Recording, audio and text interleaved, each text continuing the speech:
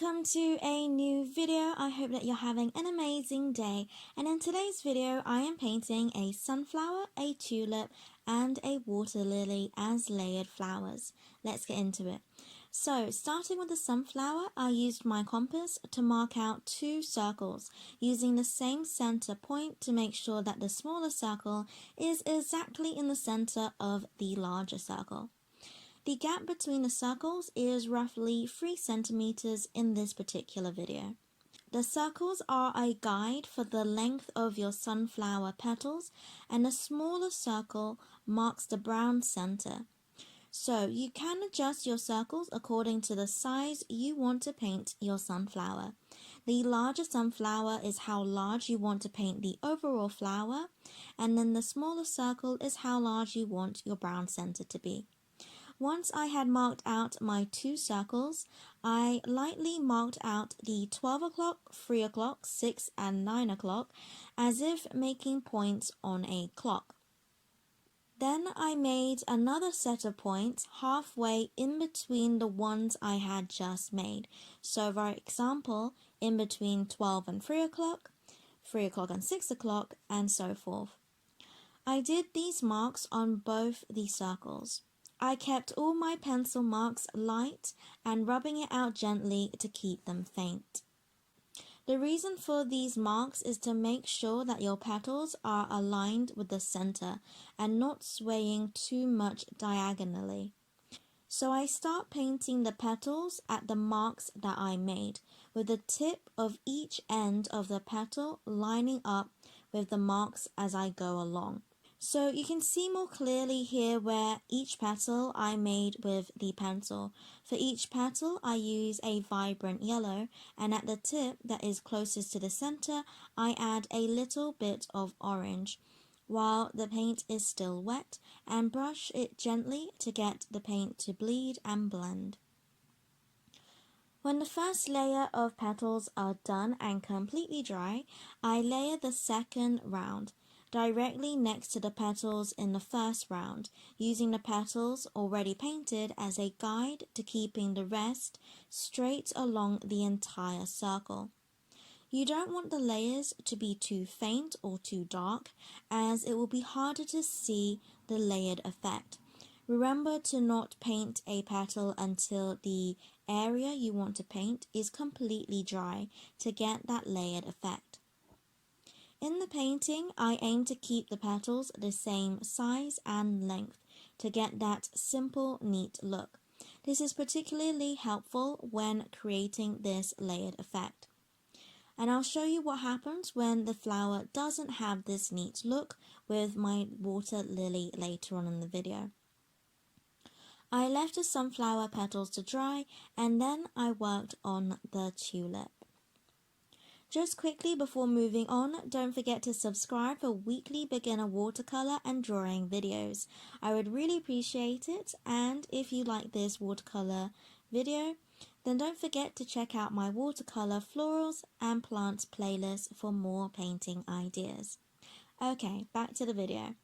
So with the tulip, it is a little tricky to explain the petal shape, so you're going to have to rely a bit more on the video itself. But a tip to remember with the tulips is that it has that iconic cup shape. And you do not have to paint a lot of petals with this one. I kept it at 5 petals. So it's important to not overdo it, as you will lose that tulip look. And you should create its petals to accentuate that cup shape. As always with this layered effect, you need to wait for the page to be completely dry before adding another layer on top. You will already see at the bottom the uneven water lily, and I personally didn't like this look, but this is what it can look like if you don't measure specific points as a guide for evenly sized petals. If you do like the look of it, then by all means try it out without using a guide. I personally do like the even petals that have that repetitive shape, which I will show you what it looks like as a water lily in a bit. For the tulip, I added a stem and a leaf. Tulips have leaves that tend to be tall and wide that curves inwards along its width. You can add more than one leaf and layer them on top. For this particular tulip, I just stuck with the one leaf. For the center of the sunflower, I used clean water to fill in that center shape. Then I dabbed brown paint unevenly to get some texture. I also added some black to the center in a circle and along the rim on the right side to give it a little more dimension. And that is the sunflower done.